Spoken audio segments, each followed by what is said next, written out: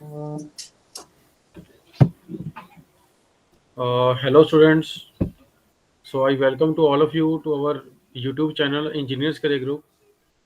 तो जैसे मैंने आपको बताया था कि इंजीनियर्स करियर ग्रुप आपके लिए एस्पिरेंट ऑफिसर एक सीरीज लेके आया है, जिसमें जो भी स्टूडेंट जो हैं अपनी मेहनत से ऑफिसर बने हैं, कि जो पहले एक बार किसी टाइम वो भी एस्पिरेंट थे बट आज वो ऑफिसर हैं। Hello students.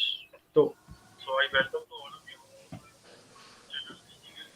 तो आज मेरे साथ जो हैं इंजीनियर हरी सिंह हैं, जिन्होंने ईएससी मैकेनिकल में 18 रैंक जो है वो लेके आए हैं। अभी तो 22 का जो रिजल्ट आया था हमारे पास।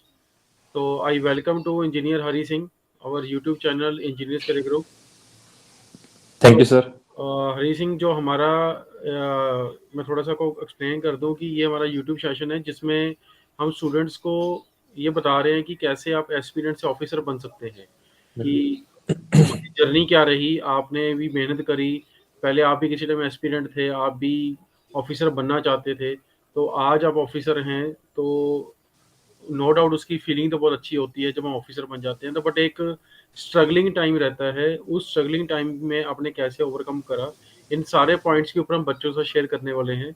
सो आई होप कि जो भी स्टूडेंट्स हैं इस टाइम पे लाइव हैं, वो अपने जो डाउट्स होंगे वो इस सेशन में क्लियर करेंगे। जो भी आपकी क्वेरीज हों, आप लाइव चैट में हमारे साथ पूछ सकते हैं। सो हरी सिंह, सबसे पहले मेरे को ये बताओ कि आपका एजुकेशन बैकग्राउंड क्या है, कहाँ से आपने बीटेक करी है, कब करी है, और उसके बाद क्या आपकी जर्नी रही, एक ब्रीफ करें, फिर उसको हम डिटेल में तो डिस्कस करते हैं आगे। सर बेसिकली मैं हरियाणा से हूँ। हरियाणा में फतेहाबाद डिस्ट्रिक्ट में गांव है मेरा बैजलपुर। और जो मेरी इनिशियल स्कूलिंग थी वो मेरे जो गांव गांव के गवर्नमेंट हाई स्कूल से हुई है 10th क्लास तक। उसके बाद सर मैंने ग्रेजुएशन एनआईटी कुरुक्षेत्रा से की है मैकेनिकल इंजीनियरिंग में। 2019 का पास आउट हूँ सर मैं। उसके बाद मेरा कैंपस प्लेसमेंट हुआ। मैंने 6 महीने प्राइवेट सेक्टर में जॉब की। उसके बाद सर फिर मैंने जनवरी 2020 में मैंने जॉब से रिजाइन किया प्राइवेट सेक्टर से। और 25 फरवरी 2020 को मैंने अपनी जो ये जर्नी थी गेट प्लस इंजीनियरिंग सर्विसेज की, ये प्रिपरेशन जर्नी स्टार्ट हुई थी सर मेरी।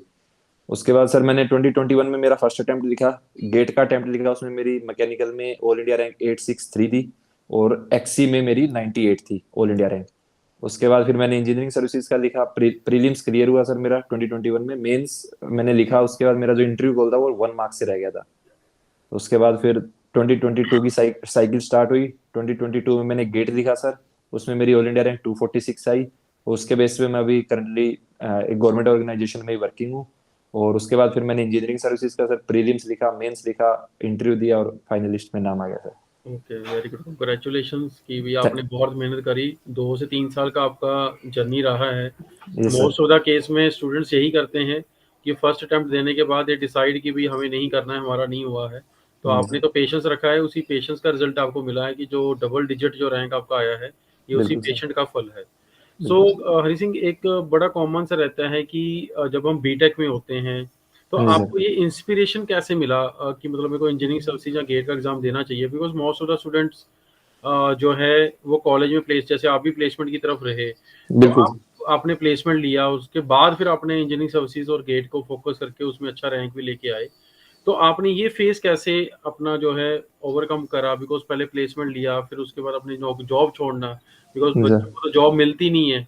आज की जी डेट सर। में तो ऐसा है, जॉब नहीं मिलती है। बट आपने जॉब छोड़ने के बाद उसके बाद दोबारा से प्रिपरेशन अपना स्टार्ट करा, तो ये तो बहुत टफ फेज रहा होगा। तो इससे आपने कैसे ओवरकम करा, ये थोड़ा सा प्लीज बताएं, बिकॉज इसमें से बहुत सारे ऐसे व्यूअर होंगे जो ये साइज सोच रहे होंगे मेरे को इंजीनियरिंग सर्विसेज या गेट के थ्रू अच्छी अपॉर्चुनिटी लेनी है, बट वो इसी जॉब के बंधन में फंसे हुए हैं, जो डिसीजन नहीं ले पाते हैं। तो थोड़ा प्लीज इसके ऊपर थोड़ा सा बताएं डिटेल में। सर एक तो जैसे मैंने कैंपस प्लेसमेंट के टाइम ऐसा था कि मतलब मैंने कहीं ना कहीं ऑप्शंस तो एक्सप्लोर करने शुरू कर दिए थे सर। मैं जब थर्ड ईयर में था कि क्या क्या ऑप्शंस मैं आगे ट्राई कर सकता हूँ। तो उस टाइम मेरे को आइडिया लगा कि गेट है, गेट के थ्रू हम गवर्नमेंट ऑर्गेनाइजेशंस में पीएसयूज में जॉब ले सकते हैं। उसके अलावा इंजीनियरिंग सर्विसेज है, इंजीनियरिंग सर्विसेज के थ्रू हम अलग अलग मतलब मिनिस्ट्रीज में सर्व कर सकते हैं। उसके अलावा सर फिर यही था कि जैसे मैं एनआईटी कुरुक्षेत्र में था तो वहाँ पे कैंपस प्लेसमेंट का बहुत अच्छा माहौल रहता है। तो उस टाइम क्या होता है, सभी आपके आसपास वाले सभी कैंपस प्लेसमेंट ले रहे होते हैं। तो उस टाइम तो ऐसा होता है कि नहीं, एक बार कैंपस प्लेसमेंट ले लेते हैं। तो उसके बाद सर कैंपस प्लेसमेंट हो गया, जल्दी हो गया था। उसके बाद फिर ये हो गया कि नहीं यार, एक बार तो प्राइवेट सेक्टर ही एक्सप्लोर करते हैं। तो सर जब प्राइवेट सेक्टर में गया मैं, तो उस टाइम मैंने 6 महीने वहां पे जॉब की। तो सर वहां पे मतलब मुझे ये रियलाइज हुआ कि कहीं ना कहीं अभी एक तो मेरी एज भी कम है, तो कहीं ना जो मैं आज कर रहा हूँ ये मैं अगले 5 मतलब for my rest of my life में ये काम तो नहीं कर सकता, एटलीस्ट इस काम के लिए तो मैं नहीं बना हूँ। तो कुछ ना कुछ अभी मेरी एज भी कम है, प्लस सर मेरा फैमिली का बहुत अच्छा सपोर्ट रहा था कि क्योंकि आपका अगर फैमिली बैकग्राउंड फाइनेंशियल अगर चीजें स्टेबल हो तो आप बिल्कुल बिल्कुल ये बिल्कुल। रिस्क ले सकते हो, क्योंकि क्योंकि रियलिटी तो मुझे भी पता थी कि जॉब्स बहुत कम है, कंपटीशन बहुत ज्यादा है। बट हम्म। कहीं ना कहीं ये था सर कि अगर फैमिली का भी अच्छा सपोर्ट था तो ये था कि, और प्राइवेट सेक्टर में ये समझ गए थे कि यार नहीं यार यहाँ पे तो मतलब आप इसी को मतलब आप कैरियर नहीं बना सकते। तो फिर वहां से सर ये था कि एक एक बार जॉब छोड़ते हैं, हार्डवर्क करते हैं, मतलब एटलीस्ट अपना एफर्ट मारते हैं जितना भी 100% है, 110%, उसके बाद हम्म। जो रिजल्ट आएगा वो देखा जाएगा, लेकिन एक बार ट्राई जरूर करते हैं। तो ये बस तो चलो इसी हरी, मोट ये हाँ था जी। कि चलो आपका फाइनेंशियल बैकग्राउंड अच्छा था, बट एक मैकेनिकल में जो बहुत कम वैकेंसीज हैं, इस बात को लेके बच्चे बहुत ज़्यादा कंफ्यूज हैं। और बच्चों को लगता है मैकेनिकल में तो वैकेंसी बहुत कम आती है, तो इसमें तो पढ़ने का बेनिफिट ही कोई नहीं है, मैकेनिकल इंजीनियरिंग ना करें, अगर इंजीनियरिंग करी है तो मैंने बहुत बड़ी गलती कर दी। तो हाँ सर। आपको फिर ये मोटिवेशन कैसे आ गया? बिकॉज सारी तरफ तो यही बोला जाता है कि मैकेनिकल में तो सिलेक्शन लेना बहुत मुश्किल है, तो आप एक तो चलो ठीक है कि आपको फाइनेंशियली बैकग्राउंड अच्छा था, बट ये भी एक मोटिवेशन है ना कि मतलब वो जॉब हाँ सर। छोड़ना जिसमें इतनी कम वैकेंसीज है, तो इसको आपने कैसे कंसीडर करा अपने आप के लिए जब आपने डिसीजन लिया? सर जब मैंने बेसिकली प्रिपरेशन स्टार्ट की थी तो सर रेलवेज निकल चुका था उस टाइम तक इंजीनियरिंग सर्विसेज से। तो इतना तो आइडिया लग गया था कि जो वैकेंसीज आएंगी वो 40s के आसपास ही रहेंगी, 30 to 40 के बीच में रहेंगी। बिल्कुल बिल्कुल। बट सर यही था कि ये था, एक चीज थी कि मतलब मैंने उसको एज ए वैकेंसी की बजाय मैंने उसको उल्टा देखा कि मेरे को मार्क्स कितने लेके आने हैं आउट ऑफ 1300 जो ओके। इंजीनियरिंग सर्विसेज का कंप्लीट रहता है। तो मेरे माइंड में ये था कि अगर मैं 800 क्रॉस कर देता हूँ किसी भी तरह से टोटल, हम्म तो मैं फाइनल लिस्ट में आ जाऊंगा, चाहे उसमें मेरी 10 वैकेंसी हो, 20 वैकेंसी हो, 30 वैकेंसी या 35, जितनी वैकेंसीज है। अगर मेरा तो मैंने उल्टा सोचा सर कि मेरे को हम्म। कैसे न कैसे मेरे को 800 का बैरियर क्रॉस करना है। तो ओके। वैकेंसीज का नो डाउट था, तो उस और हाँ हाँ जैसे हाँ। अब मैकेनिकल का था कि मैकेनिकल में बहुत कम वैकेंसीज है, तो मैं कंप्लीटली सर इंजीनियरिंग सर्विसेज पे भी डिपेंडेंट नहीं था। नो डाउट वो डेफिनेटली मेरा प्लान ए था कि मेरे को फर्स्ट हम्म मेरे priority will always be engineering services. But मैंने अपना प्लान बी भी तैयार रखा था सर कि जैसे मैं गेट दे रहा हूँ, गेट के बेस पे अगर कहीं पे भी मेरे को अपॉर्चुनिटी मिली तो मैं अपना चाहे पब्लिक सेक्टर में या जो भी गवर्नमेंट ऑर्गेनाइजेशन जैसे बीआरसी या जहां मैं भी वर्किंग हूँ वो मेरे पास मौके हैं। उसके हम्म। अलावा सर मैंने प्लान सी भी रखा था कि अगर बाय चांस इसमें भी नहीं होता है और मैं इंजीनियरिंग सर्विसेज में भी क्लियर नहीं कर पाता हूँ तो मैं इस बार मेरा सर एमटेक के लिए डिजाइन ब्रांच में आईआईटी दिल्ली में भी एडमिशन हो गया था। ओके। तो वो आपको रियलिटी भी समझनी है और आपको अपनी प्रायोरिटीज भी क्लियर रखनी है। तो सर मेरी प्रायोरिटीज ऑलवेज इंजीनियरिंग सर्विसेज थी, बट रियलिटी भी मुझे पता थी कि कंपटीशन बहुत ज्यादा है। हम्म। चीजें चीजें आपकी आपके जैसा आप चाहते हैं वैसे मे भी ना जाए, तो आपको उस सिचुएशन के लिए भी रेडी रहना। तो आपका प्लान बी प्लान सी आपको, मुझे तो लगता है कि सर आपके पास होनी चाहिए सर, और वो एक तरह से आपका बिल्कुल। मोटिवेशन का भी काम कर सकता है। सबसे जो मेरे को लगता है हरी, जो सबसे इम्पोर्टेंट जो बात है कि जो आपने बनाया वो डिटर्मिनेशन था कि भाई मेरे को बिल्कुल करना सर। ही करना है, मतलब आपने बिल्कुल ये सर। नहीं देखा कि भाई हालात कैसे हैं, सिचुएशन कैसी है, वैकेंसी कितनी है, क्या नहीं है, बट आपको ये पता चल गया था कि प्राइवेट में कुछ नहीं रखा है, प्राइवेट बिल्कुल में सर। तो मतलब धक्के ही हैं, आज नहीं तो कल, 2 साल 5 साल के बाद तो भाई ये रिग्रेट फील होगा, भाई अच्छी अपॉर्चुनिटी थी बट हाँ वो हम सर। ग्रैब कर सकते थे, हम ग्रैब नहीं कर पाए, तो उसका देखो स्टूडेंट्स ये बहुत अच्छी बात है, आपका डिटर्मिनेशन का एक लाइव एग्जाम्पल है। मैं बार बार आप सबको ये कहता हूँ कि डिटर्मिनेशन बना लो कि मेरे को एग्जाम निकालना है, अगर आप डिटर्मिनेशन बना लेते हैं तो फर्स्ट नहीं तो सेकंड अटेम्प्ट में जो है वो आपका एग्जाम निकल ही जाता है, बहुत ज्यादा हो तो आपका थर्ड अटेम्प्ट में तो हर हाल में एग्जाम सबका निकल जाता है। सो डिटर्मिनेशन बनाओ और उसका कंसिस्टेंसी बहुत जरूरी है। आप हरी सिंह की लाइफ से भी ये सीख सकते हैं कि इसने कंसिस्टेंसी बना के रखी है, इसने सोच लिया कि मैंने करना है तो फिर इसने प्लान ए बी सी तक बना लिए। सबसे पहले इंजीनियरिंग सर्विसेज तो सबसे इंडिया में सबसे टॉप मोस्ट अपॉर्चुनिटी है, उसके बाद हमारे पीएसयूज जो गेट के थ्रू मिलती है हमारे को, आइदर स्टेट गवर्नमेंट में हमारे पास वैकेंसीज रहती हैं, और थर्ड एंड लास्ट जो है वो हमारे पास एमटेक एक अच्छी इंस्टीट्यूशन से करके अगर आते हैं वहाँ से भी उसके बाद दोबारा से अच्छी प्लेसमेंट जो है आर एंड डी डिपार्टमेंट में जो है हमें मौके मिल जाते हैं। तो बहुत बढ़िया हरी सिंह लगा कि आपने एक अच्छा एक ट्रू मोटिवेशन है आप बच्चों के लिए। तो जो भी स्टूडेंट हैं तो आप हरी सिंह को जो है फॉलो कर सकते हैं, अगर इन्होंने निकाला है तो आप भी निकाल सकते हैं। सॉरी, जो कॉलेज के अब जब प्रिपरेशन आपने स्टार्ट करी होगी तो आई नो कि कहीं ना कहीं डीमोटिवेशन पीरियड भी रहा होगा, बिल्कुल बहुत सर। सारे स्टूडेंट आपके कोलीग्स होंगे या आपके बैचमेट्स होंगे इवन जब उस टाइम के, तो वो भी कहते होंगे भाई तू पागल है, अभी तूने ये जॉब छोड़ दी, इतनी बढ़िया नौकरी तेरे पास लगी हुई है, इतना अच्छा पैकेज तेरे को मिल रहा है, तो भाई तो अब ये छोड़ के सब छोड़ छाड़ के घर पे वेला बैठेगा। तो वो क्या होता है कि आपने डिटर्मिनेशन तो कर लिया, बट उसके बाद क्या ना बार बार लोग पोक करते रहते हैं कि भाई तेरा ना हुआ तो फिर क्या होगा, ये ना हुआ तो फिर क्या होगा। तो वो डीमोटिवेटेड जो पीरियड था, उस हाँ जी सर। डीमोटिवेटेड पीरियड से आप कैसे ओवरकम हुए, ये बताना बहुत जरूरी है, क्योंकि ये मैक्सिमम मैं इस मानता हूँ कि सारे जो लोग किसी भी एग्जाम को क्रैक कर रहे हैं तो उनके लिए डीमोटिवेशन पीरियड तो उनके आते ही आता है उसके लाइफ टाइम में। सर नो डाउट, जैसे जिस दिन मैंने जॉब छोड़ी उस दिन से फ्रॉम द डे वन इस तरह के तो मेरे को कमेंट्स बहुत मिले कि भाई गलती कर रहा है, एक बार और सोच ले, या कुछ हम्म। क्या पता अभी भी मतलब अभी एक बार और दोबारा अपने डिसीजन को तू रिव्यू कर सकता है अभी, क्योंकि जॉब्स है नहीं मार्केट में, सिनेरियो बहुत टफ है। हम्म। तो सर ये नो डाउट उस टाइम था। उसके बाद जस्ट सर जैसे मैंने प्रिपरेशन स्टार्ट की, कोविड आ गया। वो तो वंस इन लाइफ टाइम था, उसका कोई आइडिया नहीं वो कब तक चलेगा, एग्जाम होगा नहीं बिल्कुल। होगा, कितना टाइम चलेगा। तो नो डाउट उस तरह के मतलब मोमेंट्स तो काफी आए सर। जैसे कोविड की फर्स्ट वेव तो इतनी अफेक्ट नहीं हुई, सेकंड वेव में तो पूरी फैमिली कोविड पॉजिटिव हो गई थी। ओके। तो उस टाइम तो मेरा एक महीने का ब्रेक भी आ गया था सर, क्योंकि मैं भी कोविड पॉजिटिव, पूरी फैमिली कोविड पॉजिटिव। तो एक महीने का ब्रेक भी आ गया था स्टडीज में। बट सर ये कहीं ना कहीं यही था कि मतलब मैं किसी और को तो मेरे को कुछ प्रूव करना नहीं है। हम्म। मैंने खुद से, मेरा ये डिसीजन था, फैमिली मेरी ऑलवेज फैमिली का सपोर्ट रहा है कि कभी कोई दिक्कत नहीं है, किसी भी सिचुएशन में हम हम्म। तेरे पीछे खड़े हैं, कोई दिक्कत नहीं है, तो अपना हम्म। ईमानदारी से काम कर। तो मेरे को सर कमेंट्स तो नो डाउट बहुत आए, बट मैंने कभी समझा नहीं उनको। वैसे भी जब मैं प्रिपरेशन फेज में था तो मैं टोटल सोशल मीडिया से तो कट ही था। ओके। तो ये भी एक मेरे लिए तो वो था कि एक माइंड सेट कहीं ना कहीं मेरा फिर वो बहुत फोकस हो गया था कि नहीं अब। और दूसरा चीज ये था कि सर मैं किसी और को आंसरेबल नहीं था, मेरे को जो आंसर देना है वो खुद को ही आंसर देने थे। जो मेरे को जो कुछ भी प्रूव करना था या जो कुछ भी मुझे हासिल करना था सर, वो खुद के लिए था। कुछ ऐसा नहीं कि मेरे को किसी को प्रूव करना, मेरे को ये रैंक लेके आनी, इससे मैं उसको मैं हम्म। मतलब मैं प्रूव कर दूंगा, कुछ ऐसा नहीं था सर।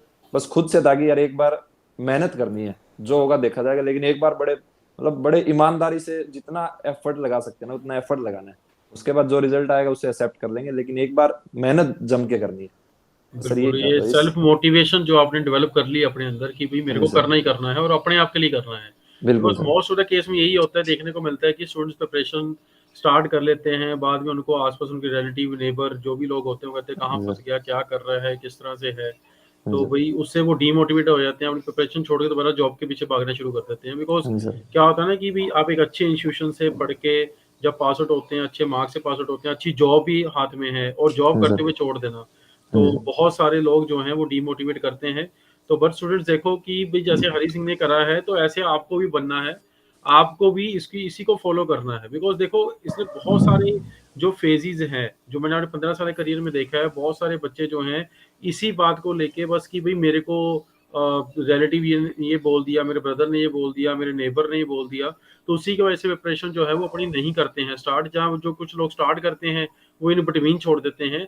तो डिटर्मिनेशन रखो और सेल्फ मोटिवेटेड रहो। अगर डिटर्मिनेशन रखोगे और सेल्फ मोटिवेटेड रहोगे तो आप हरी सिंह की तरह आप भी जो है इंजीनियरिंग सर्विसेज का जो एग्जाम जो है उसको अच्छे रैंक से जो है वो निकाल सकते हैं। और जो देखो सपना तो हम सारे देखते हैं कि भाई हमारे को ऑफिसर बनना है, बट पूरा कोई कोई कर पाता है। वह ऐसा नहीं कि पेपर डिफिकल्ट होता है जहाँ हम नहीं, बस वही कि उसके लिए जितनी मेहनत की रिक्वायरमेंट होती है उतनी मेहनत उतना इनपुट हम लोग नहीं देते हैं जितना एक्चुअल में देना चाहिए उस एग्जाम को क्वालिफाई करने के लिए। तो हरि सिंह आपने कोविड का टाइम पीरियड भी निकाला और उसके बाद आपने जो ये प्रिपरेशन का जो पीरियड होता है, बिकॉज ये कोविड टाइम में जैसे हमने बोला कि फैमिली भी कोविड पॉजिटिव है, उस टाइम तो वैसे ही वो पैनिक वाला माहौल था, सारे लोग डरे हुए थे कोविड हो गया तो पता नहीं क्या हो जाएगा। तो उस टाइम पे अपनी जो अपनी प्रिपरेशन है तो उसको कैसे कंसिस्टेंसी बनानी बनाई और डेली आप कितना पढ़ते थे, क्या आपका रूटीन रहता था कि भी आपने कुछ फिक्स करा हुआ था कि मेरे को 4 घंटे पढ़ना है, 8 घंटे पढ़ना है, 15 घंटे पढ़ना ही पढ़ना है, जहाँ कुछ ऐसे कुछ टारगेट्स आप कुछ और सेट करते थे? थोड़ा सा ये अपना एक पर्सनल जो सीक्रेट है सक्सेस का वो प्लीज शेयर करें। सर एक तो कभी मैंने ये प्लान तो कभी नहीं बनाया कि जैसे कल मैं सुबह 8 बजे स्टार्ट करूंगा, 8 से 10 पढ़ूंगा, फिर मैं आधे घंटे का ब्रेक लूंगा, फिर मैं 10:30 to 12:30 पढ़ूंगा, फिर मैं ऐसे लंच करूंगा। कभी हम्म। मतलब क्योंकि मेरा ऐसा था सर कि कहीं ना कहीं ये मतलब शुरू में मैंने थोड़ा ट्राई किया, बट मैंने जल्दी समझ गया कि जैसे मैं ये टाइम बैरियर रख देता हूँ कि नहीं 8:30 to 10:30 या 8 बजे मेरे को स्टार्ट करना है, तो वो मेरे लिए कहीं ना कहीं काम नहीं कर रहा था। तो मैं ऐसा होता था कि सर जब बिल्कुल मैं उठा सुबह, थोड़ा जो भी अपने वो मतलब रेडी हुआ पढ़ने के लिए, उसके बाद ये रहता था कि यार बस एक जो मेरे को कुछ वो मैं पिछले दिन ही इतना मैं देख लेता था कि कल सुबह उठ के मेरे को पढ़ना क्या है, हम्म। ताकि ये मुझे अगले दिन सुबह उठ के ये ना सोचना पड़े कि हाँ भाई अब मुझे क्या पढ़ना है। क्योंकि उस टाइम वैसे ही थोड़ा आपको क्या पता नींद आ रही होती है, तो वो कहीं ना कहीं ऐसा ना हो कि आपको अब सोच रहे हैं तो फिर ऐसा लगता है कि नहीं थोड़ी देर रुक के थोड़ी देर सोचते हैं उसके बाद पढ़ाई स्टार्ट करें। तो ये तो था कि पिछले दिन मैं थोड़ा सा प्लान कर लेता था कि कल मेरे को क्या पढ़ना है। उसके अलावा सर कभी मैंने फिक्स आवर्स वाली स्टडी नहीं की। ऑन एन एवरेज मेरा कहीं ना कहीं स्टार्टिंग में तो जैसे 3 घंटे का रहता है, 4 घंटे का टाइम आता है, क्योंकि शुरू में आप एकदम से तो नहीं आप 8-10 घंटे पे पहुंच सकते। बट वो धीरे धीरे वो रूटीन बनता गया सर। वो 6 से मतलब ऑन एन एवरेज मेरा इन जनरल कहूँ तो मैं 8 घंटे के आसपास का रहता था सर डेली का। और उसमें कभी मेरे आवर्स नहीं देखे मैंने कि मैंने कितना पढ़ा। मैं अपना कंटेंट देखता था कि जैसे मैंने कोई टॉपिक शुरू कर दिया ना, तो कि मेरा ये रहता था कि ब्रेक मैं लूंगा। मैं मैक्सिमम चांसेस ये है कि मैं ब्रेक लूंगा जब मैं इस टॉपिक को खत्म कर दूंगा। हम्म। बट कई बार ऐसा होता था सर कि चीजें मान लो नहीं समझ आ रही, दिमाग बिल्कुल ही आपको सपोर्ट नहीं कर रहा, तो मैं दिमाग बुक बंद कर देता था। और अपने जैसे घर पे ही था तो मैं अपने फैमिली के पास चला जाता था, उनके पास बैठ के बात कर लेता था थोड़ी देर, या खेत में चला जाता था थोड़ा दिमाग को थोड़ा रिफ्रेश करने के लिए। उसके हम्म। बाद सर मैं दोबारा आता था, दोबारा टेबल पे बैठता था और एक थोड़ा नया मतलब फ्रेश माइंडसेट के साथ स्टार्ट करता था। तो फिक्स कोई ऐसा मैंने आवर्स तो कभी फिक्स नहीं किया, बट उन्होंने एवरेज सर 8 घंटे निकल ही जाते थे। वो शुरू में स्टार्ट हुआ जैसे 3 घंटे 2 घंटे से, और वो जैसे एग्जाम आपका नजदीक आता है तो वो 8 घंटे 10 घंटे 12 घंटे तक पहुंच जाता है। तो वो कहीं ना कहीं ग्रेजुअल प्रोसेस था सर। बार बार मैंने भी कई बार चीजें देखी कि ये मेरे लिए काम नहीं कर रही, फिर मैंने थोड़ा चेंज किया अपने उसमें प्रिपरेशन स्ट्रेटेजी में। फिर दूसरा देखा ये भी काम नहीं कर रहा तो चेंज किया। तो वो आप रेगुलर आप इंप्रूव करते जाते हो, आपको समझ में आने लग जाता है कि हाँ ये चीज मेरे लिए काम नहीं कर रही, तो मुझे कहीं ना कहीं थोड़ा इसमें चेंज करना पड़ेगा। ये रहता है। बिल्कुल, डेली डेली थोड़ा ऐड करते जाएं, बिकॉज बहुत सारे स्टूडेंट ऐसे होते हैं जो डे वन में ही बहुत ज़्यादा मोटिवेशन अपने अंदर ले आते हैं और पहले दिन ही क्या सोचते हैं कि 10 घंटे 15 घंटे हम आज पढ़ के रहेंगे, और वो हफ्ते 1.5 हफ्ते 1 महीना तो ट्राई करते हैं, बट उसके बाद उनको अचानक से ये लगता है कि भाई ये हमारे से नहीं हो पाएगा। तो सो बिल्कुल सर। स्टूडेंट्स, आपको यही एक छोटा सा यहाँ पे सीखने को है कि ग्रेजुअली ग्रेजुअली देखो क्या है, धीरे धीरे धीरे चोट जो लगती है ना, वो गहरी चोट होती है। तो वो जो धीरे धीरे धीरे आप पढ़ना शुरू करोगे, बिकॉज क्या होता है कि आप जब थोड़ा सा पढ़ते हैं, कुछ कॉन्सेप्ट क्लियर होते हैं, नेक्स्ट आगे कॉन्सेप्ट बनते हैं, तो जब हम डिफिकल्ट कॉन्सेप्ट या कॉम्प्लेक्स कॉन्सेप्ट पे पहुंचते हैं तो हमारा एक इंटरेस्ट डेवलप हो गया होता है। बिकॉज बहुत सारे स्टूडेंट्स इंटरेस्ट ना डेवलप होने की वजह से भी, जो मेरे को पर्सनली लगता है कि वो नहीं कंटिन्यू कर पाते हैं, तो ये भी एक बिल्कुल बहुत सर। बड़ा चैलेंज जो है वो रहता है।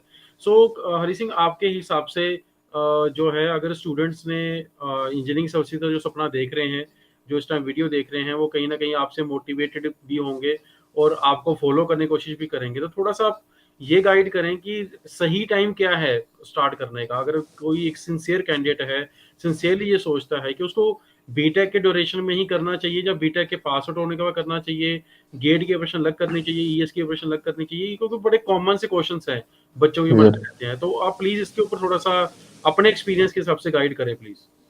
सर जैसे मैंने जो सीरियस प्रिपरेशन थी वो मैंने जॉब छोड़ने के बाद स्टार्ट की। तब तक मेरी बीटेक भी कंप्लीट हो चुकी थी, जॉब से मैंने रिजाइन कर दिया था। तो वो मैंने जो इस ड्यूरेशन में से जो चीज रियलाइज की कि बेसिकली इस एग्जाम की रिक्वायरमेंट क्या है। तो मुझे लगता है कि सर इसमें ना एक बेसिकली 1 साल की तो आपको डेडिकेटेड चाहिए चाहिए 1 साल हम्म। तो। हम्म। उसके अलावा 1 साल का सर इसका प्रोसेस होता है, जो हम्म। प्रीलिम्स है, मेंस है, इंटरव्यू है। तो हम्म। कहीं ना कहीं 2 साल का ये हो गया एक तरह से। तो अब ये आपको देखना है कि आप वो 2 साल कब डिवोट करते हो इस हम्म। एग्जाम के लिए। हम्म। यही अगर आप मान लो थर्ड ईयर में स्टार्ट कर दो, आप थर्ड ईयर क्योंकि आपको वही सब्जेक्ट्स पढ़ने हैं जो आप कॉलेज में पढ़ रहे हो, उन्हीं को आप इन डेप्थ पढ़ना आपको जितना पढ़ सकते हो। क्योंकि अगर कॉलेज में आप पढ़ोगे तो सर कॉलेज में कहीं ना कहीं आपको एक्स्ट्रा आपको एक वो बर्डन नहीं रहेगा कि हम्म। टाइम का, कि कहीं ना कहीं मेरा टाइम भी वो मतलब मेरी एज भी निकल रही है। मैं हम्म। कहीं क्योंकि वो जो होता है ना, जैसे एक आप अगर कॉलेज के बाद प्रिपरेशन स्टार्ट करते हो, कहीं ना कहीं आपका वो टाइम का तो हमेशा प्रेशर रहेगा। तो जब बिल्कुल। टाइम कंस्ट्रेंट रहता है तो आपको फिर रिसोर्सेज भी लिमिटेड हो जाते हैं। किसी चीज को आप कितना पढ़ रहे हैं वो भी आपको कहीं ना कहीं सारी चीजें सोचनी पड़ती हैं। बट मुझे ये लगता है कि सर अगर आप सेकंड ईयर थर्ड ईयर में भी अगर आप स्टार्ट कर दो तो फाइनल ईयर में आप अपना बेस्ट अटेम्प्ट दे सकते हो। तो मुझे तो ये लगता है कि सर अगर आप पॉसिबल है तो आप कॉलेज में स्टार्ट कर दो, अदरवाइज क्योंकि बेसिकली डिमांड इस एग्जाम की यही है कि आपको मिनिमम 2 इयर्स तो चाहिए चाहिए सर। 2 ईयर से डिवोट करते हैं, वैसे भी बिल्कुल। फाइनल ईयर जो होता है उसमें आप एग्जाम दे सकते हैं 6 मंथ, जो हमने 1 ईयर का हाँ जी प्रोसेस सर। है हमारा हाँ जी सर। एग्जाम का, तो उसमें 6 मंथ्स आप कॉलेज में चले जाते हैं, तो जस्ट हाँ यू जी have sir. To drop the 6 months only. हाँ तो जी सर। जहाँ पे वो 2 साल है, वहाँ पे 1.5 साल हमारी लाइफ के भी बच जाते हैं, हाँ जी तो सर। आगे भी हमारे काम आते हैं। बहुत सारे टारगेट है, बहुत सारे बच्चे जो ये सोचते हैं, बट उनको ये लगता है कॉलेज में असाइनमेंट्स बहुत ज्यादा हैं, कॉलेज में तो टाइम निकल नहीं पाता है। तो आई सजेस्ट कि आप लोग वीकेंड जो कोर्सेज होते हैं वो आप कर सकते हैं, बिकॉज वीकेंड्स में भी सैटरडे संडे तो ऑलमोस्ट सारे फ्री होते हैं, ठीक है। हम्म, और जो बच्चे कॉलेज के टाइम पे पढ़ना स्टार्ट कर देते हैं तो उनको कहीं ना कहीं कॉलेज में भी सीजीपीए इंप्रूव करने में बहुत ज़्यादा हेल्प मिलती है। मैंने बहुत सारे बच्चे देखे हैं कि जो लो सीजीपीए 6 सीजीपीए वाला बच्चा भी होता है वो भी 7.5 8 सीजीपीए तक पहुंच जाता है, अगर वो एक बार किसी भी कंपटीशन एग्जाम की, इंजीनियरिंग सर्विसेज की गेट की जो है वो तैयारी करना जो है वो स्टार्ट कर देता है। तो सो बिल्कुल सही बात हरी आपने बताई कि थर्ड ईयर जो है राइट टाइम है। बाकी सेकंड ईयर में भी स्टार्ट कर सकते हैं, बिकॉज जो सिलेबस है आई थिंक वो तो third semester and fourth semester का मेजर सिलेबस आता है हमारे पास, हाँ जो जी पेपर सर, में रहता है। हाँ तो जी सर। थर्ड ईयर में तो आप रिवीजन मोड में भी कन्वर्ट कर सकते हैं अपने आप को, तो बहुत सारी हेल्प जो है वो आपको जो है वो मिल जाती है।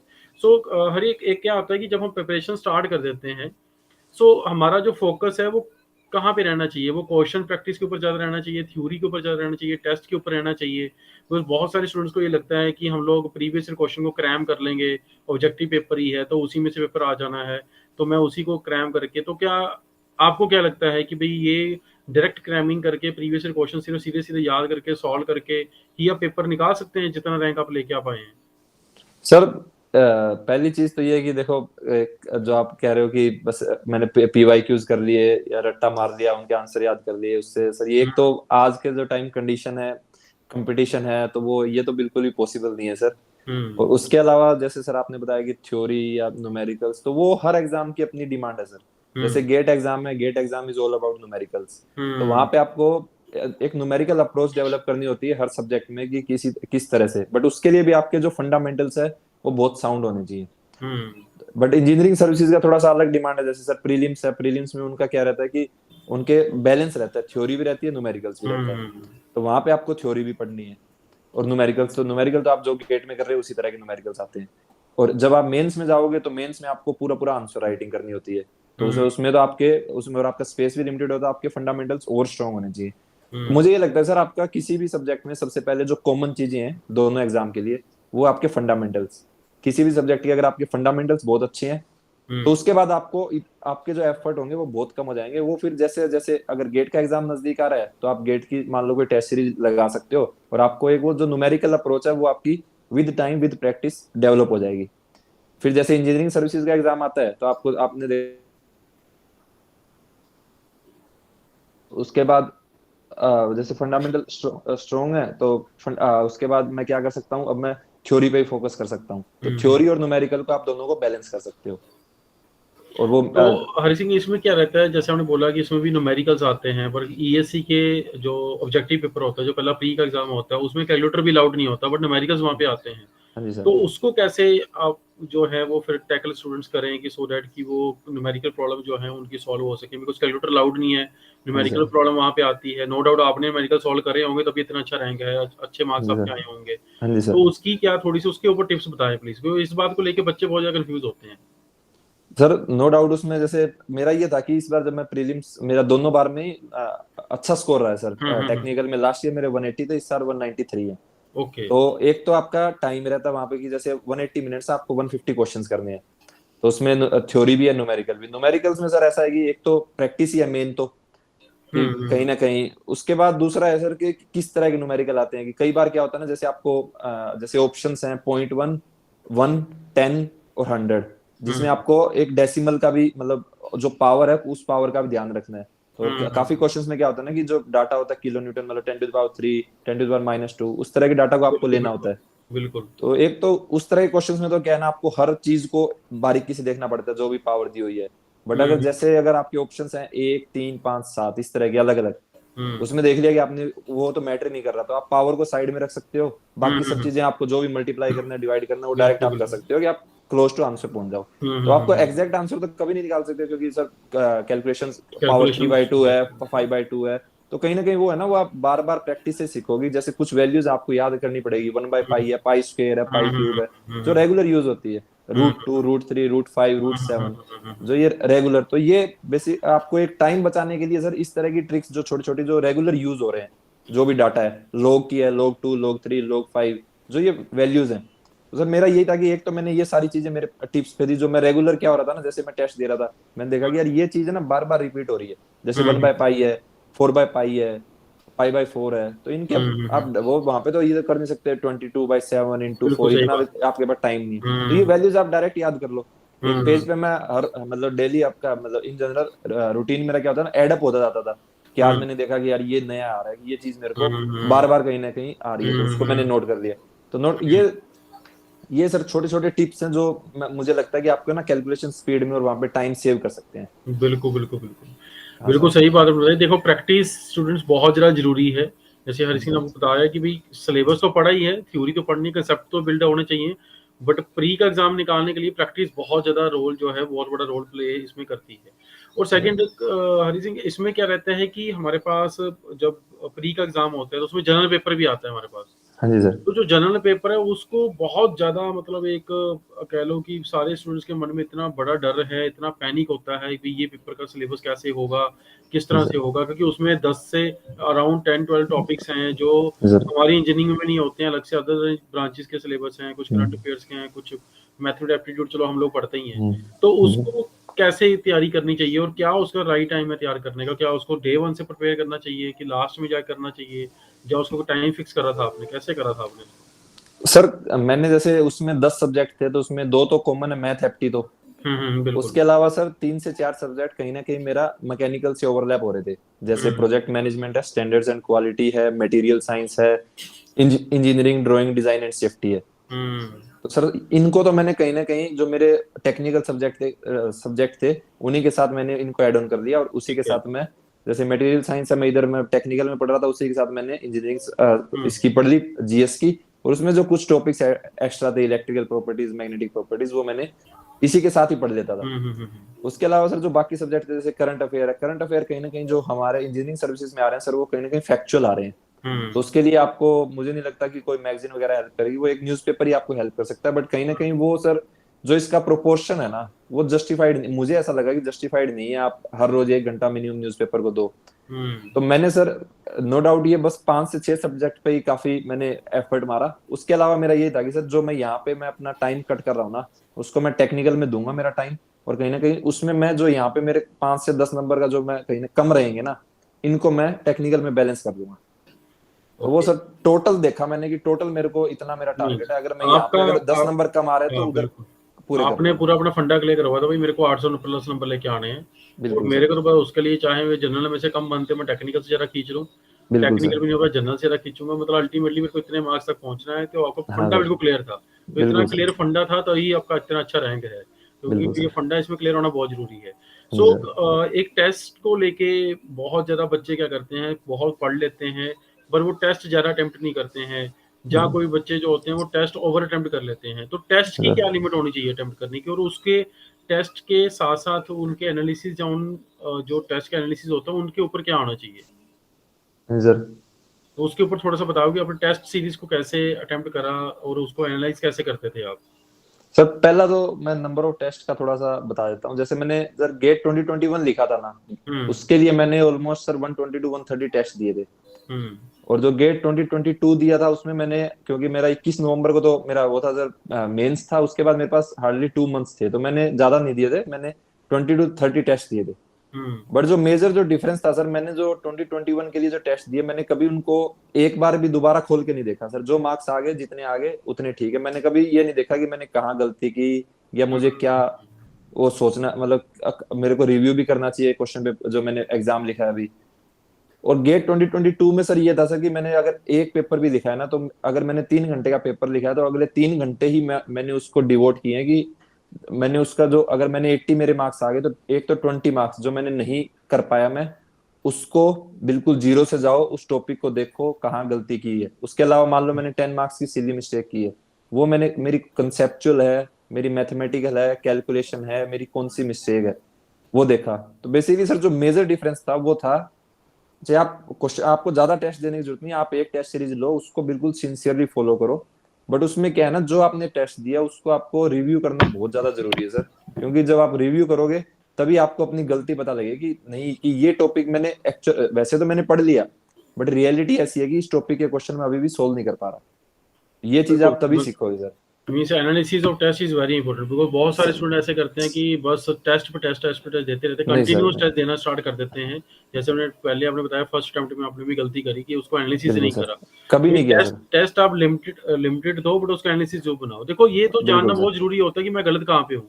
हाँ जब सर। तक मैं अपनी वीकनेसेस नहीं जानूंगा तो उनको अपनी स्ट्रेंथ कैसे बनाऊंगा। तो वो बिल्कुल सर। कहते हैं ना कि भाई स्वॉट एनालिसिस करना बहुत जरूरी होता है। मेरी स्ट्रेंथ और वीकनेस का एनालिसिस मेरे को बहुत पता होना है, तभी मैं अपॉर्चुनिटीज ढूंढ पाऊंगा कि मेरे पास कहाँ कहाँ से क्या पॉसिबिलिटीज मेरे पास बनती है। तो बिल्कुल जो सर। भी स्टूडेंट ईएससी के एस्पिरेंट हैं, गेट के एस्पिरेंट हैं, तो आप बच्चे पढ़ने के साथ साथ देखो, आप थ्योरी पढ़ना है, उसको रिवाइज करना है, और टेस्ट देके ये जानना है कि मैं कहाँ पे स्टैंड करता हूँ। तो हाँ सर। ऐसा हो सकता है कि जो आपने शुरू में जो थ्योरी पढ़ी, उससे जो नोट्स बनाए, उसमें अभी कमी हो, भी आपने उस डायरेक्शन में अभी नहीं पढ़ पाए, तो आपने डीमोरलाइज नहीं होना। बिकॉज मैंने नोटिस करा है बहुत सारे बच्चे जो मेरे कनेक्शन में भी होते हैं, तो वो टेस्ट देने के बाद डीमोटिवेट होने फोन करते हैं, नहीं सर मैंने तो पढ़ना ही छोड़ देना है, मैं तो अब आगे पढ़ूंगा ही नहीं, मेरे से नहीं होने वाला है। तो मैं उनको ये समझाता हूँ कि एनालिसिस करो भाई, देखो गलती कहाँ है, you have a sufficient time. 1 year का हाँ टाइम सर। हमारे को बड़े आराम से मिलता है।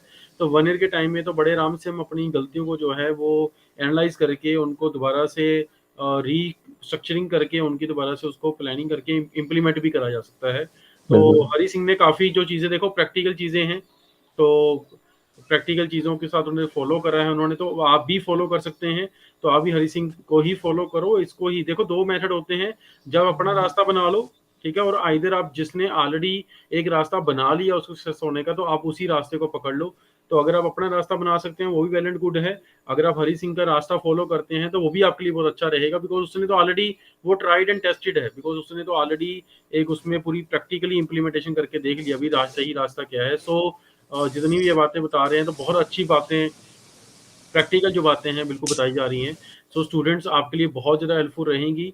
इनको फॉलो करो, इन स्टेप्स को। सबसे पहले नोट्स बनाओ, रिवीजन करो, प्रैक्टिस करो, टेस्ट दो, अपनी गलतियों को इम्प्रूव करो, दोबारा back to the first step की नोट्स को दोबारा से अपडेट करो, फिर दोबारा रिवाइज करो, फिर दोबारा प्रैक्टिस करो, फिर दोबारा से टेस्ट दो। ऐसे आप कंटिन्यूस करते रहें, और एनालिसिस पार्ट जो है वो उसको बीच में मत छोड़े, एनालिसिस पार्ट को जो है वो अपने से कंटिन्यू ही रखें। सो हरी, इसके बाद क्या है कि ये तो हो गया कि सारा जो प्री का एग्जाम होता है, मेंस का एग्जाम होता है, तो जो हमारे पास लास्ट एक फेज है, इंटरव्यू फेज है। बहुत सारे स्टूडेंट जो है वो इंटरव्यू में अच्छा नहीं परफॉर्म कर पाते हैं। मैंने भी बहुत सारे बच्चे देखे हैं कि जो प्री में अच्छे मार्क्स, मेंस में अच्छे मार्क्स ले आते हैं, बट वो इंटरव्यू आउट हो जाते हैं। तो इंटरव्यू में ऐसा क्या स्किल चेक होता है कि जिसके वो जानते हैं कि भाई ये हरी सिंह जो है, भाई ये ऑफिसर बनने के लायक है। कुछ आपने ऐसा ऑब्जर्व किया हो वहाँ पे कि भाई उन्होंने ये चीज़ों के ऊपर मेनली फोकस रखा है, तो वो थोड़ा सा प्लीज बताओ।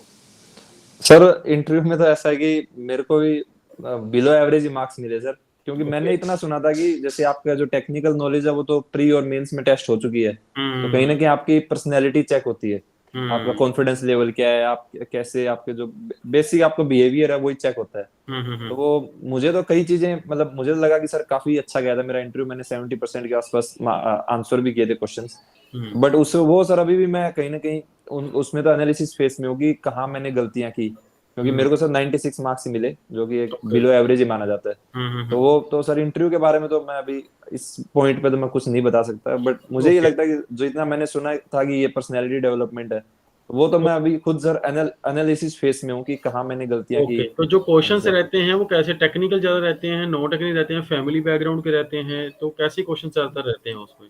सर क्वेश्चंस तो मैक्सिमम जैसे आपके जो चेयरमैन होते हैं वो तो आपके जनरल क्वेश्चन पूछते हैं, जैसे मेरे से पूछा कि आपने जॉब छोड़ी क्यों, अभी क्या कर रहे हो, और जो हम्म। मेरा अभी जॉब है उसी के रिगार्डिंग पूछा था। बाकी ओके। सर जो बाकी तीनों टेक्निकल मेंबर थे, उन्होंने जैसे स्टार्ट बिल्कुल बेसिक से किया कि आपका कंप्रेशन प्रोसेस क्या होता है, थ्रोटलिंग प्रोसेस क्या हम्म। होता है, फिर थ्रोटलिंग से वो चले गए कि उसकी एप्लीकेशन क्या है रेफ्रिजरेशन एंड एयर कंडीशनिंग में, फिर हम्म। रेफ्रिजरेशन एयर कंडीशनिंग में आ गए, फिर वहां से वीसीआरएस साइकिल आई, वीसीआरएस फिर उन्होंने बोला कंप्रेसर हटाना है, हम्म। वीएआरएस साइकिल आ गया, उनका हम्म। कंपैरिजन, फिर बोला रूम को डिजाइन करते हैं।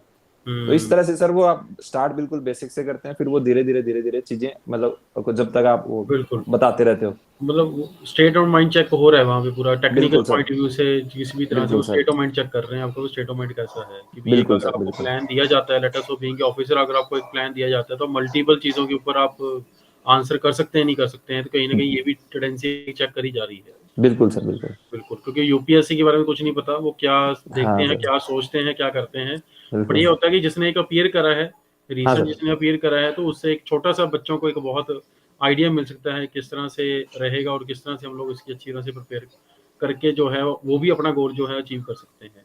जी सो हरी बहुत अच्छा लगा, आपने बहुत सारी चीज़ें जो है बच्चों को क्लियर करी हैं। जी तो लास्ट में मैं ये चाहूँगा कि थोड़ा-सा आप अपनी तरफ से कुछ समराइज़ में बच्चों को जो है अपनी तरफ से कुछ गाइडेंस दें कि सो दैट वो उसको फ़ॉलो करें, और जैसे आप भी एक अच्छा रैंक लेके आप आए हैं, तो बहुत सारे आने वाले जो सालों में जो बच्चे हैं, वो भी आपकी बातों को ध्यान में रखते हुए उसी स्टेप्स के ऊपर चल के वो भी अपना रैंक जो है, अपना जो गोल है उसको अचीव कर सकें। सर, जैसे मैं थोड़ा एग्जांपल देता हूँ कि मैंने एक मेरा प्रिपरेशन फेज था जेई के टाइम, जेई मेन एडवांस, उसकी मैंने प्रिपरेशन की थी। वहां पे मतलब जो एक मैंने एक्सपेक्ट किया था वो रिजल्ट नहीं मिला मुझे। और हुँ, एक मैंने अभी प्रिपरेशन की सर, एक जो एक टारगेट थे कि इंजीनियरिंग सर्विसेज क्लियर करना है, गेट में अच्छी रैंक, गवर्नमेंट ऑर्गेनाइजेशन ज्वाइन करनी है, तो वो यहाँ पे मुझे मिला। तो जो मेजर जो मेरे को सर मैंने जो डिफरेंस नोटिस किया वो मैं तीन मेन जो मेरे कहीं ना कहीं मेरी जर्नी जो मेरे को सक्सेस मिली हुँ, उसमें कंट्रीब्यूशन रहा है। पहला था सर डिसिप्लिन है, कि डिसिप्लिन हुँ, बहुत ज्यादा था, नो डाउट। मैंने जब ये प्रिपरेशन की और पिछली जो पहले मैंने प्रिपरेशन की उसके मुकाबले अभी डिसिप्लिन बहुत ज्यादा। दूसरा सर इंपॉर्टेंट था कंसिस्टेंसी। हुँ, तो इस प्रिपरेशन फेज में सर मैं बहुत ज्यादा कंसिस्टेंट रहा हूँ। जब भी मैंने ब्रेक्स लिए वो मैंने कोई भी जो एग्जाम है उसके बाद ही लिया, कि जैसे गेट हो गया तब मैं 15 दिन का ब्रेक लूंगा, हुँ, बिल्कुल बिल्कुल रिलैक्स कर लूंगा, अब कुछ नहीं पढ़ूंगा मैं। उसके बाद मैं जो मैंने पीछे गलतियां की वहां से मैं सीखूंगा और नेक्स्ट मेरा स्टार्ट कर दूंगा प्रिपरेशन। और तीसरा सर सबसे इंपॉर्टेंट था सर, जैसे मैं बीच में बताया कि वो था कि be honest with your self. Hmm, sir मेरे को किसी किसी को कुछ प्रूव नहीं करना था सर। मेरा फैमिली का मेरे को पता था हमेशा सपोर्ट रहेगा, और किसी को मेरे को कुछ प्रूव नहीं करना। तो जो करना है खुद के लिए करना। जितना ज्यादा खुद से जितना ज्यादा ऑनेस्ट रहूंगा, उतनी मेरे को अपनी वीकनेसेस पता चलती रहेंगी, उतना क्योंकि मेरे को ही अब क्या है ना, मेरे प्रॉब्लम भी मेरे को ही ढूंढनी है और उनका हुँ, सॉल्यूशन भी मुझे ही ढूंढना है। हुँ, तो अब वो कंप्लीटली, और जितना ज्यादा मैं खुद से ऑनेस्ट रहूंगा उतना ही मैं अपना और एफर्ट मार सकूंगा, और जो मैंने गलतियां की है उनसे मैं सीख सकता हूँ। तो ये था सर कि किसी को प्रूव नहीं करना, जितना ज्यादा आप खुद से ईमानदार रहोगे उतना बेटर रिजल्ट आएगा। तो मतलब तीन ही चीजें sir, discipline, consistency and be honest with yourself. बिल्कुल, बहुत सही बात कही है हरी आपने। तो पूरा डिटर्मिनेशन बना के उसका डिसिप्लिन बनाया, उसकी कंसिस्टेंसी बनाई और अपना जो गोल था उसको हाँ सर। अचीव करके भी दिखाया है। और यही एक हम लोग बात करें तो यही एक लाइफ का स्टाइल है। हाँ तो सर, जो पहले प्रेशर ले लिया लाइफ का, अब आप रिलैक्स हो पूरी लाइफ, क्योंकि ऑफिसर बन बिल्कुल गया सर। उसके बाद पूरी लाइफ आपकी सेटल है। तो नो हाँ, डाउट बहुत अच्छा है। तो all the best for your career. तो मैं ये थैंक यू सर। चाहूँगा कि आप आगे करियर बहुत अच्छा रहे। और थैंक यू सर। जो भी हमारी कभी आपको हेल्प जो भी चाहिए हो तो आप प्लीज़ हमारे को याद कर सकते हैं। हालाँकि बिल्कुल सर। अब तो आप इस काबिल हैं कि आप हमारी हेल्प कर सकते हैं। बिल्कुल ठीक है जी। सर। थैंक तो यू सर, कभी आप थैंक यू। स्टूडेंट थे हमारे पास तो उस टाइम पे आपको हमारी हेल्प थी, तो आज मतलब हाँ जो सर। है कहीं न कहीं आप अफ़सर बन चुके हैं, तो कहीं न कहीं हर एक को जो है आप हेल्प कर सकते हैं इस टाइम पे, इस कैपेसिटी में आप इस टाइम पे हैं। तो हाँ सो सर। स्टूडेंट्स देखो, बहुत अच्छी बात हरी सिंह ने आपको बताई है कि आप अगर ठान लें, डिटरमिनेंट कर लें कि मेरे को ये पेपर निकालना है, और उसके बाद अपने साथ ऑनेस्ट रहें। ये रहें कि भई मेरे को ये पेपर निकालना है और उसके लिए मेरे को हर वो पॉसिबल एफर्ट करना है जिससे ये पेपर निकल सकता है। और ऐसा जो बच्चों को लगता है कि ये पेपर बहुत ज़्यादा डिफ़िकल्ट है और ये पेपर क्वालीफाई नहीं हो सकते हैं, तो आपके ऐसे लाइव एग्ज़ाम्पल यहाँ पे हरी सिंह हैं कि ये पेपर एक्चुअल में क्वालीफाई होते हैं। और ये एग्ज़ाम कभी भी किसी को फ़ेल करने के लिए नहीं बनाए जाते हैं। ये एग्ज़ाम एक्चुअली सबको पास करने के लिए बनाए जाते हैं। बट क्या होता है कि इसके लिए एक प्लानिंग, एक प्रॉपर स्ट्रैटेजी जो है वो चाहिए होती है। तो उसके लिए आप इंजीनियर्स के साथ जुड़ सकते हैं। तो आप वहाँ से हमारे से बेनिफिट ले सकते हैं। अभी नए जो बैचेज़ हैं वो अवेलेबल हैं। अभी 11 फरवरी से जो बैचेज़ हैं, वीकेंड जो बैचेज़ हैं वो स्टार्ट हो रहे हैं। जो भी कॉलेज गोइंग स्टूडेंट हैं, जिनका ये ड्रीम है कि मेरे को ईएएस अफ़सर बनना है, तो अगर आप थर्ड ईयर में अभी हैं तो this is the right time. Third year तो मतलब आप बिल्कुल अभी से पढ़ना जो स्टार्ट कर दें, बिकॉज़ जैसे आपको हरी सिंह ने बताया कि ये 2 साल जो आपकी लाइफ़ के हैं, वो आने वाले जो कमिंग ईयर्स होंगे उनके लिए एक पूरी हिस्ट्री जो है वो लिख देता है कि बाद में ड्रॉप करना है, मन में प्रेशर आना है, रिलेटिव्स पूछेंगे, उसका डर है, इसका डर है, तो वो डर भी आपके मन में नहीं रहता है।